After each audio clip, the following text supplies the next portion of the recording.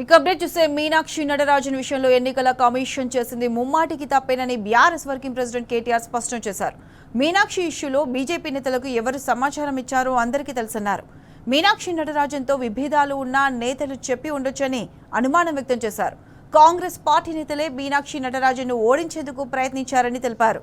తెలంగాణ కాంగ్రెస్ లో black ship ఎవరో అగ్రనేత రాహుల్ గాంధీ తెలుసుకోవాలని కేటీఆర్ సూచించారు.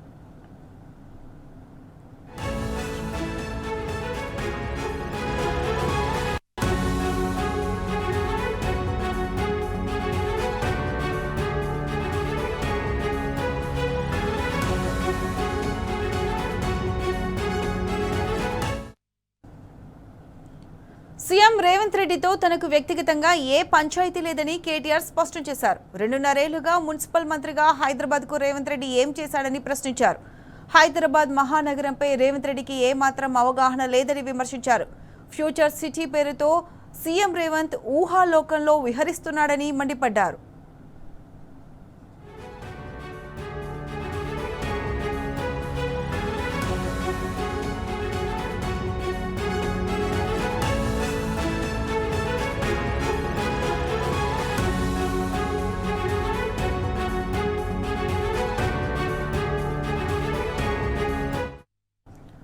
మైండ్ స్పేస్ నుంచి ఎయిర్పోర్ట్ కు మెట్రో పూర్తయితే ట్రాఫిక్ ఇబ్బందులు ఉండకపోయేవని కేటీఆర్ తేల్చి చెప్పారు. ఎల్ఎన్టీ సంస్థ నుంచి మెట్రోను బలవంతంగా లాక్కున్నారని కేటీఆర్ ఫైర్ అయ్యారు. 2 చెరువులు బాగు చేసి ఫోజులు కొడుతున్నారని మండిపడ్డారు. తమ హయాంలో పని చేశాం తప్ప కాంగ్రెస్ లా మార్కెటింగ్ చేసుకోలేదన్నారు. హైడ్రాను బ్లాక్ మెయిలింగ్ ఏజెన్సీ చేశారని విరుచుకుపడ్డారు.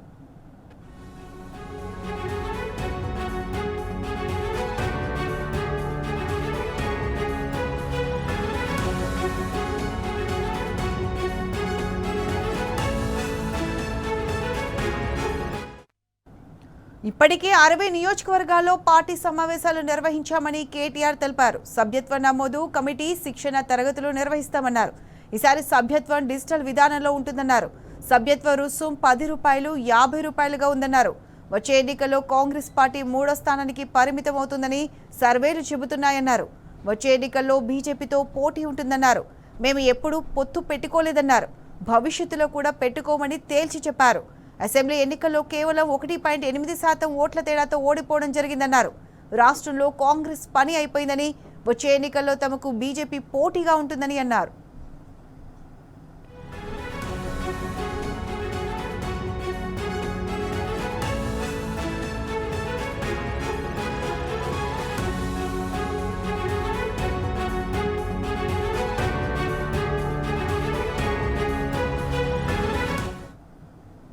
సీఎం రేవంత్ రెడ్డికి ఫ్యూచర్ సిటీపై ఏమాత్రం అవగాహన లేదని కేటీఆర్ విరుచుకుపడ్డారు.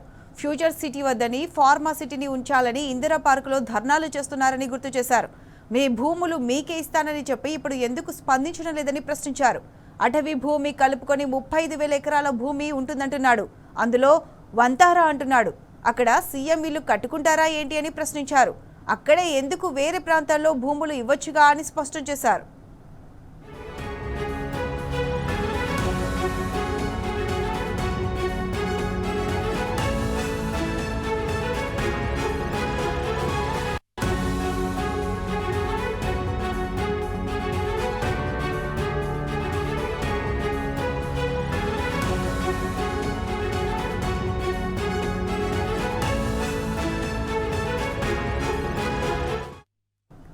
జూలైలో డీలిమిటేషన్ అని లీకులు ఇస్తున్నారు. సీట్లు అటు ఇటు కావచ్చు, రిజర్వేషన్ మారొచ్చన్నారు కేటీఆర్. దీంతో ఏ నియోజకవర్గం ఏమవుతుందో ఇప్పుడే తెలియదన్నారు.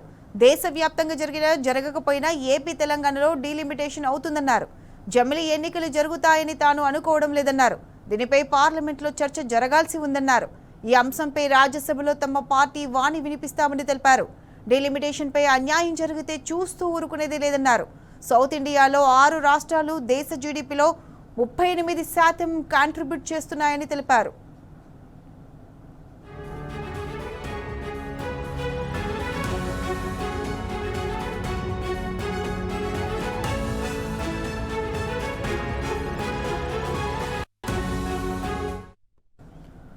కొత్త పెన్షన్లు ఇవ్వడం లేదని 6 గ్యారెంటీలు అమలు చేయడం లేదని కేటీఆర్ ఫైర్ అయ్యారు. రైతు డిస్కం పేరుతో సీఎం రేవంత్ కొత్త డ్రామాలు చేస్తున్నారని ఫైర్ అయ్యారు. డిస్కం పేరుతో ప్రైవేటీకరణ చేసేందుకు రేవంత్ కుట్ర చేస్తున్నారని మండిపడ్డారు. వైటీపీఎస్ తో పాటు అన్ని విద్యుత్ సంస్థలను ప్రైవేటీకరణ చేస్తున్నారని ఆగ్రహం వ్యక్తం చేశారు. మోటార్లకు మీటర్లు పెట్టమంటున్నారు, జీటీఆర్లకు పెడతారట, తర్వాత అన్ని మోటార్లకు మీటర్లు పెడతారని ధ్వజమెత్తారు. రైతుల పేరు మీద రైతు డిస్కం అంటున్నారు. దీంతో కానీ రైతులకు ఉపయోగం ఉండదన్నారు. రైతులకు ఎలాంటి డిస్కం పెట్టకుండా కేసీఆర్ 24 గంటల నాణ్యమైన విద్యుత్ ఇచ్చారన్నారు.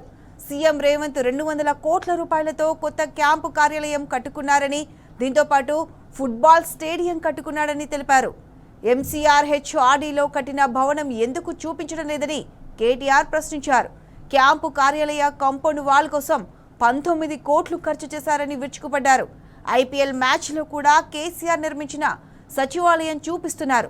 సీఎం రేవంత్ దొంగ మాదిరిగా అర్ధరాత్రి గృహ ప్రవేశం చేసుకున్నారని విమర్శించారు.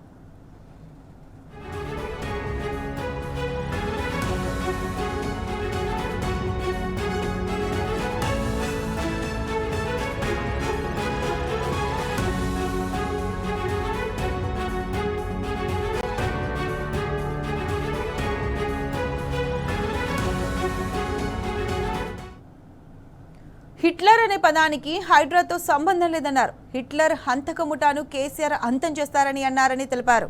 కాంగ్రెస్ పార్టీని రేవంత్ రెడ్డి శిథిలాల కింద పాతి పెడుతున్నారన్నారు. గోబెల్స్ కు బ్రదర్ రేవంత్ రెడ్డి అన్నారు. రేవంత్ వచ్చాక రియల్ ఎస్టేట్ కుదేలైందన్నారు. 5 ట్రిలియన్ ఎకానమీ పేరుతో మోసం చేస్తున్నారని కేటీఆర్ ఫైర్ అయ్యారు. మతం పేరుతో విద్వేషం నింపడం తప్ప మరొకటి లేదన్నారు.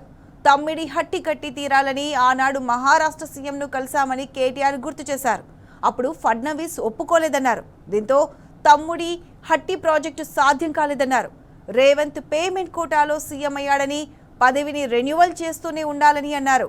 కాంగ్రెస్ నేత షబీర్ అలీ చెప్పింది ముమ్మాటికి నిజమేనన్నారు. ఆర్టీసీని విలీనం చేస్తామని మంత్రివర్గ సమావేశంలో నిర్ణయం తీసుకున్నామని కేటీఆర్ గుర్తు చేశారు. రేవంత్ సర్కార్ ఎందుకు ఆర్టీసీని విలీనం చేయడం లేదన్నారు. ఆర్టీసీ అపాయింటెడ్ ఎందుకు ఇవ్వరని నిలదీశారు.